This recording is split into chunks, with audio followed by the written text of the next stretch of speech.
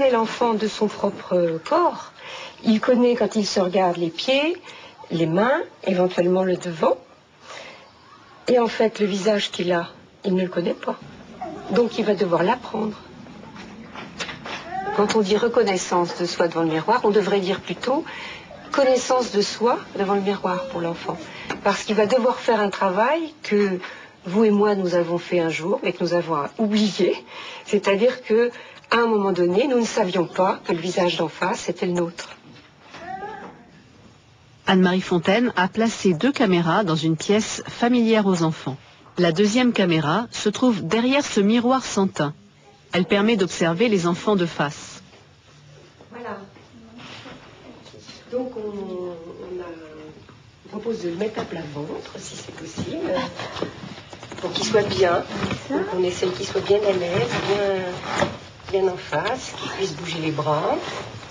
Et puis on teste un petit peu on va tester un petit peu la distance. Dès l'âge de 1 mois, l'enfant s'intéresse à ce qu'il voit dans le miroir. Louis, 4 mois, note qu'il se passe quelque chose en face de lui.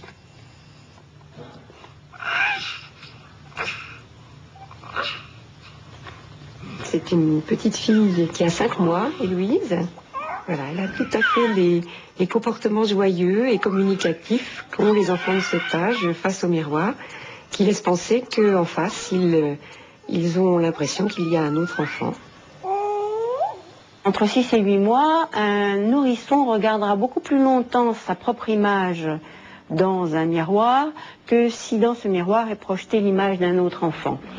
Ce qui montre que la simultanéité parfaite de ces mouvements, des mouvements qu'il fait et de ce qu'il voit dans le miroir, a quelque chose qui le surprend ou attire son attention.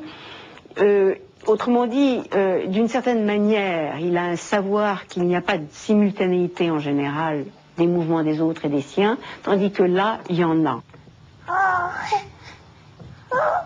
Dans la première période où on peut penser qu'il y a une illusion pour l'enfant de la présence d'un autre enfant, derrière quelque chose qui serait comme une vitre, on peut tester donc cette hypothèse en faisant effectivement une expérience en mettant 2 enfants de part et d'autre d'une vitre pour voir s'ils ont bien les mêmes réactions qu'un enfant tout seul là devant son image dans le miroir.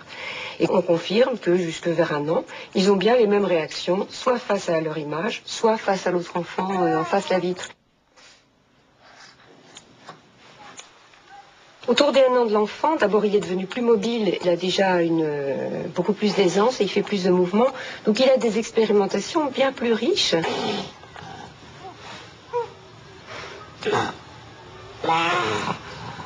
Il se dit, tiens, tout va par 2.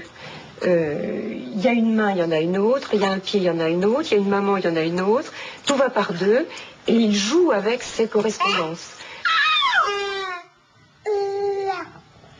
Cette correspondance est à la fois, je vois ma main, je vois le reflet, mais aussi je bouge et je vois que ça bouge.